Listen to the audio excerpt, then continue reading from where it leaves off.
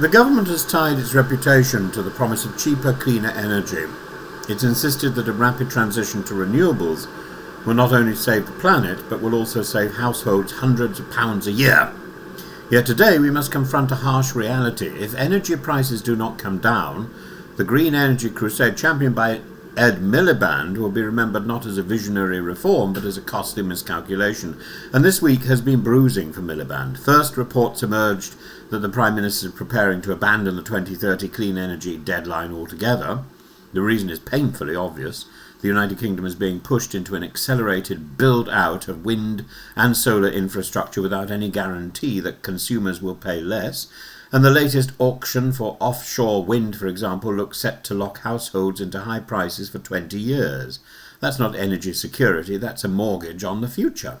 Second, Sir Tony Blair's own think tank has warned that the government must shift its priority from clean power to cheap power.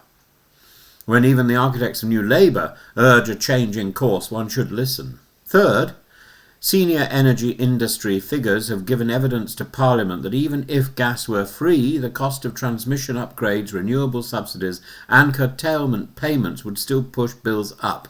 This is a devastating admission. It means the villain in the story is not the gas molecule, it's the policy surcharge built around a form of climate virtue that has forgotten the poor. The public is not hostile to environmental goals, but polls consistently show that nearly 3/4 of voters place affordable energy ahead of decarbonisation. That is not ignorance, it is survival during a prolonged cost of living crisis. If energy becomes an unaffordable luxury, public consent will be the transition, will mean that the transition will evaporate. The employment argument is also faltering. North Sea oil and gas remains a major employer, yet jobs in renewables are not appearing fast enough to replace those being lost from Aberdeen to Grangemouth. As one cross-party committee put it, this is a canary in the coal mine moment. A just transition is not merely a slogan, it must be a plan that feeds families, warms homes and safeguards communities. And there is a further strategic error. Britain lacks the natural resources enjoyed by other competitors. We do not have America's shale abundance or Norway's hydro reserves. We've chosen a path that relies heavily on intermittent energy and requires expensive storage cables and backup gas plants running on standby. We pretend that wind is free, yet pay wind farms to switch off when gusts threaten grid stability. The absurdity is not lost on industry.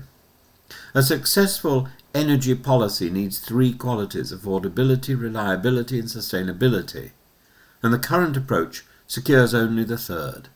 If reliability declines, factories leave. If prices rise, voters revolt.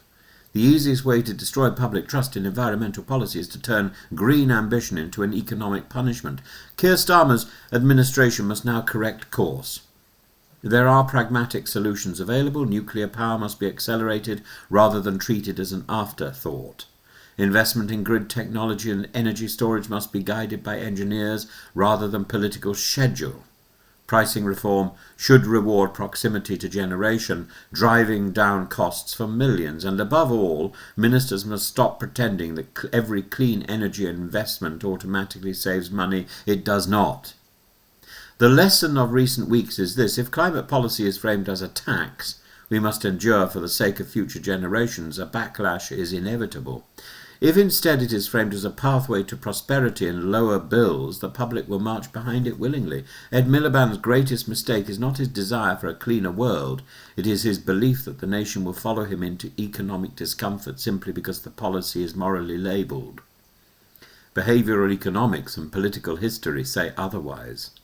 People will support environmental progress only if they feel progress in their own lives. Time is short, bills are rising, patience is falling, and the government must prove that its green mission is compatible with lower costs, or else face the collapse of support for both. If energy policy doesn't make Britain's future brighter and cheaper, it will be judged a failure, no matter how noble the intention. The green energy transition must succeed.